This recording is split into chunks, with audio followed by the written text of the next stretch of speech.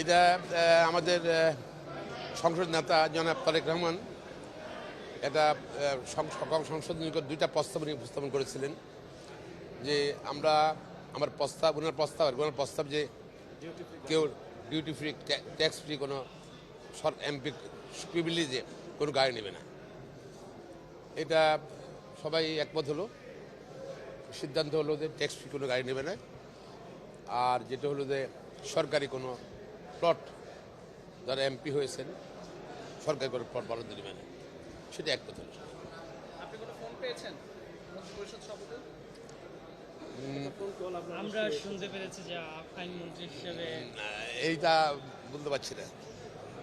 দীর্ঘ 20 বছর পরে আবারও সংসদে আসছে, এই যে এবারের বিশেষত্বটা কি সেটা যদি দীর্ঘদিন আন্দোলন সংগ্রাম নয়া কল্পনা। আমার ব্যক্তিগত অভিজ্ঞতা হলো যে 2008 সালে যে সময় সারা বাংলাদেশ নির্বাচন হয়ে গেল, সেখানে নুর ইসলাম সাহেব বলে নোয়াখালী উনি প্রার্থী মারা গিয়েছিলেন। নির্বাচনটা 12ই জানুয়ারি হয়েছিল। তো সেই সময় অলরেডি আওয়ামী লীগ সরকার গঠন করে ফেলছে। 6 জানুয়ারি 2009 সালে শেখ হাসিনা প্রধানমন্ত্রী হয়ে গেছে। 12 জানুয়ারি মানুষ কিন্তু ভোট দিয়েছিল আমাকে জেনে শুনি যে আমি বিরোধী দলের এমপি হব। এবার ধরেন আমার জনগণ ভোট দিয়েছিল, আমি মনে করছি যে সরকারে যাব এবং সরকারে গেলাম। আমরা সরকারি দলে আছি এবং সরকারি দলের হিসেবে অনেক দায়িত্ব আছে। সরকারে থাকলে অনেক দায়িত্ব আছে।